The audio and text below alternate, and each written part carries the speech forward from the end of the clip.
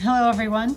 If you're new here, I'm Erin, owner of the Studio Candle Company, and I make videos all about our product line and candle making. Hello again. Still test burning several of our candles. I just wanted to show you guys what goes into our testing.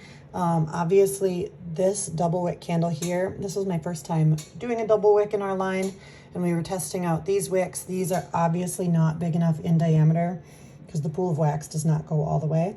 I'm still testing burn time with these wicks just to see. Obviously I have to empty out the container before I can report. So we're just letting that burn anyway, but we know these wicks are too small for this candle, for that jar. So we're gonna be ordering a size up from that and testing again. We're testing the time on this smaller 4-ounce jar to see if we like it or if we want to do our standard 4-ounce tins. Which are easier for shipping and stuff like that, but the little jars are really cute. And then another thing we're testing in our big candle, aside from the wick size is great, we're testing the time, we're also testing the safety. See this here where the wick is kind of a giant bubble on top? That's called mushrooming, which happens to almost all wicks. It's real hard to get a wick that does not mushroom at least a little. But the problem is, every candle has a warning label on it, and it's recommended that you trim your wick 1/4 of an inch, down to 1/4 of an inch before you burn it every time. Obviously, we know that I would say probably 90% of the people who purchase candles don't actually trim their wicks. You just burn it and you go and you just leave it. And sometimes you'll get this little mushroom on the top, which either you can just pick off the top once it's hardened and cool, or like everyone recommends, you should trim your wick with a wick trimmer or scissors or nail clippers or anything like that down to 1/4 of an inch before you burn it every time. And this is why the flame on this wick is way bigger than it should be. And that is just part of our testing. We test it as if a client is having this candle in their home. And we want to make sure, even under conditions that it's not supposed to be under, that it's still a safe candle for your house. And so in this case, you can tell that this flame is really big because there's a lot of carbon buildup left over from the burnt cotton wick, and it's all just balling up. Also, you are only supposed to burn your candles for up to 4 hours at a time. And that's just, again, a safety hazard because the glass can get extremely hot, and you can also get buildup like this on your wick. So it causes a really big flame. You've maybe seen online sometimes, I hope you've never experienced it, that sometimes an entire candle can light on fire.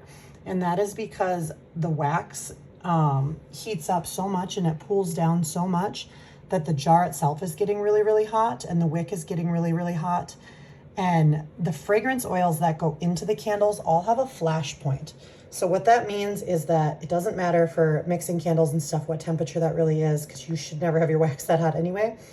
But for specific scents, the oil has a flash point in which the actual oil can light on fire. So if you're leaving a candle burn for hours and hours and hours, and it is getting this hot and it has a flame this big, and perhaps that scent happens to have a lower flash point than others, your whole jar could light on fire.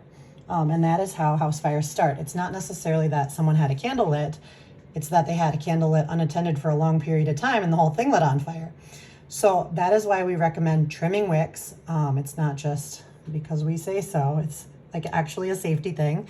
So you're supposed to trim your wicks. You're not supposed to let your candle burn for more than 4 hours because you can get that buildup and that larger flame, and your jar can become really, really hot. So this is what we're testing for. We're testing as if someone is not following our directions, because realistically, that's what most people are going to do. They're not going to trim their wick. Maybe they're going to burn it for more than 4 hours, and we still want to know that our product is safe.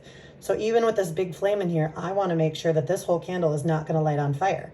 So we're going to burn this as long as we can. I believe it's almost 4 o'clock now. So this candle is going on 6 hours already today. And you can see that I trimmed it before I started. So this is all new buildup just from today on this wick. And that would be after 6 hours. Obviously I've been using this candle several days because we're testing the burn time for it. But this would be going on 6 hours today, and you can see how big that flame is. And I already moved the candle once, and it is definitely hot to the touch. The glass is extremely hot. But again, we're making sure that this is not going to ignite on fire because of the oils or anything like that. And we're testing under circumstances that it shouldn't be under, but it possibly could be under, because we always want to be extra safe. So that is what we're doing today, going into our burn test. Like I said, we're on hour 6. I think I have about another hour and a half here. And that'll conclude this test for today, and we'll continue by trimming the wick tomorrow and relighting, because we need to figure out our total burn time. But again, make sure your wicks are not too big for your container, because it could get extremely hot. This wick is the correct size for this container, but this is what happens if it's burned for too long or under circumstances that it's not supposed to. So always check your products as if someone is misusing them, because most of the time people will. All right, guys, if you have any questions, leave them in the comments. I will get around to telling you how this all works out once we get the correct size wicks for our double back there. And then I'll show you guys if you want to see our 4-ounce tins.